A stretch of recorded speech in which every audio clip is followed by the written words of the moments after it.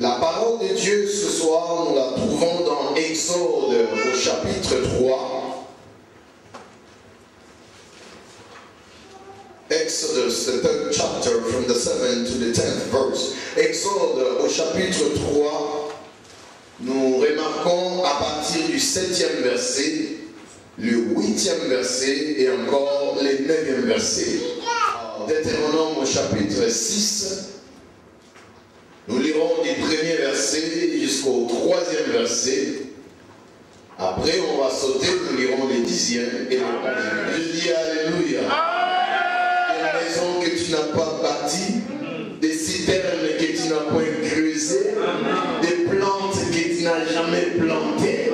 Ça, c'est pas autre chose que Amen. Comment tu peux aller de la promesse au problème et du problème, tu marques le pas vers la provision.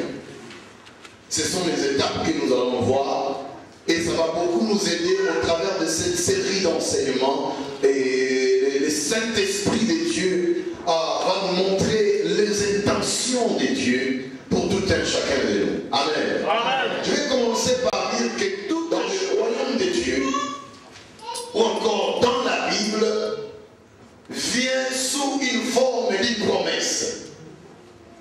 Tout ce qu'on voit dans la Bible, tout ce qu'on peut recevoir dans le royaume de Dieu, ça ne viendra pas sous une autre forme que sous la forme ou par la forme d'une promesse. Amen.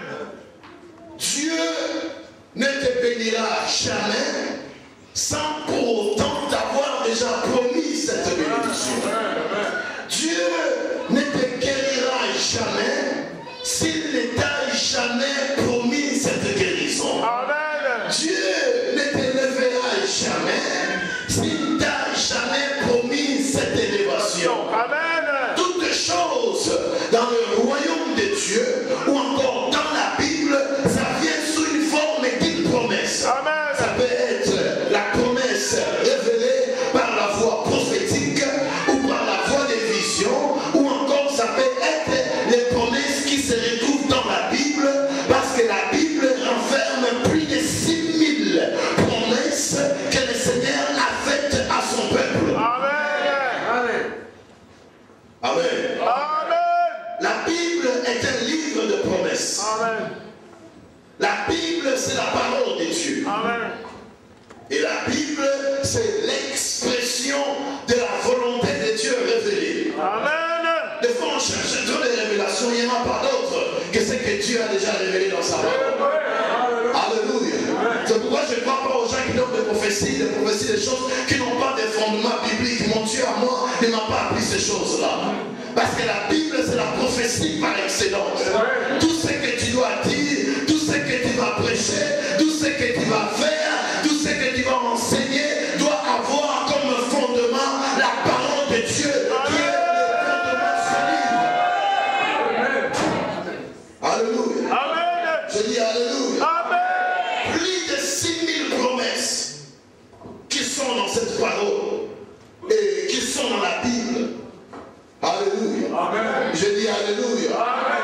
Tout dans le royaume vient sous une forme d'une promesse. Le salut est une promesse de la part de Dieu. Amen. La Bible dit, car Dieu a tant aimé le monde qu'il a envoyé son Fils unique afin que quiconque croit en lui, qu'il ne périsse point, mais qu'il ait la vie éternelle. La vie éternelle est une promesse de la part de Dieu. Le salut est une promesse de la part de Dieu. La Bible dit, quiconque invoquera le nom du Seigneur Jésus, il sera sauvé. La Bible dit encore, il n'y a pas d'autre nom qui nous a été donné sous les cieux par lesquels nous puissions être sauvés, si ce n'est le nom de Jésus. Amen. Alléluia. Amen. Je dis Alléluia. Amen. La guérison, c'est une promesse de la part du Seigneur. Amen.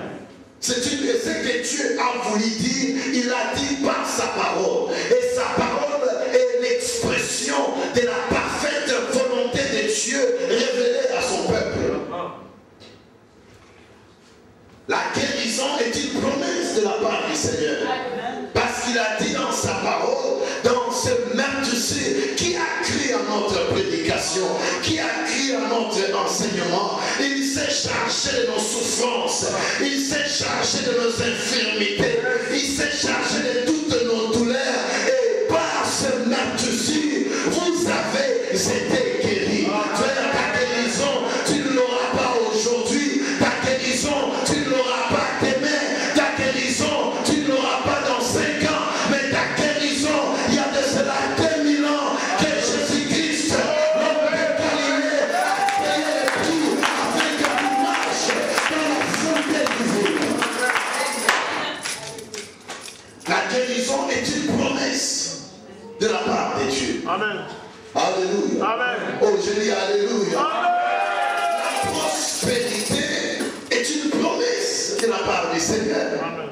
Alléluia. Amen. Il a dit dans Jean, il a dit, bien-aimé, je souhaite que tu prospères à tous égards, comme prospère, que tu sois en bonne santé, et donc comme prospère l'état de ton âme. La prospérité dans tous les sens. Que ce soit le sens, la dimension spirituelle, Amen. la dimension matérielle, Amen. la dimension physique et financière. Amen. C'est dans la parfaite volonté de Dieu. Amen. C'est une promesse que Dieu a faite à son peuple. Amen. Alléluia. Amen. Je dis Alléluia. Amen. Et on reconnaît la grandeur d'un roi. On reconnaît la grandeur d'un roi par l'intégrité de sa parole, par l'intégrité de ses promesses. Quand un roi promet quelque chose, quand un roi signe un décret, quand un roi décide, il prend une décision sur une loi qui doit être votée. Quand un roi dit son mot, il doit tout faire que sa parole ne tombe pas à terre. Amen. Alléluia. Amen. Je dis Alléluia. Amen. Posséder le pays dans lequel nous sommes, c'est une promesse de la part du Seigneur. Amen.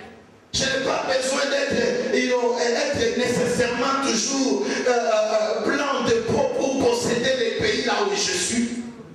Je n'ai pas besoin d'être noir pour posséder les pays où je suis. Mais je dois posséder le pays où je suis. Je dois conquérir. Je dois posséder et boire du lait et le miel qui coule sans arrêter.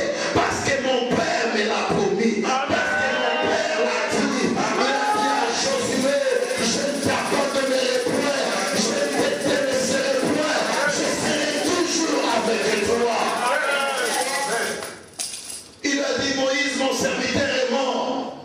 Mais c'est toi, Josué, qui marchera avec ce peuple. Et tu iras avec eux dans Canaan, dans les pays de la promesse. Et il a dit encore à Josué, partout où foulera les plantes de tes pieds, je te les donne en possession, comme je l'avais dit à Moïse. Je suis fatigué des chrétiens qui se minimisent. Je suis fatigué des chrétiens qui se rejettent. Je suis fatigué des chrétiens qui s'abandonnent eux-mêmes. Je suis fatigué de ceux-là qui marchent comme s'ils n'avaient pas le pasteur. Je ne comprends pas. C'est comme si je suis venu à t'accompagner les autres. C'est ton problème. Si tu es venu m'accompagner, c'est ton problème. Moi, je suis Ézéchiel. Je n'accompagne personne. Mais c'est les personnes qui m'accompagnent. Je suis un enfant de Dieu. Je suis un fils de Dieu. Et je te promets. Alléluia. Quelqu'un crie à haute voix après moi, le diable est un menteur. Le diable est un menteur. On élève un peu la voix, le frère, je m'entends les voix basses. Le diable est un menteur. Le frère avec la tolérance.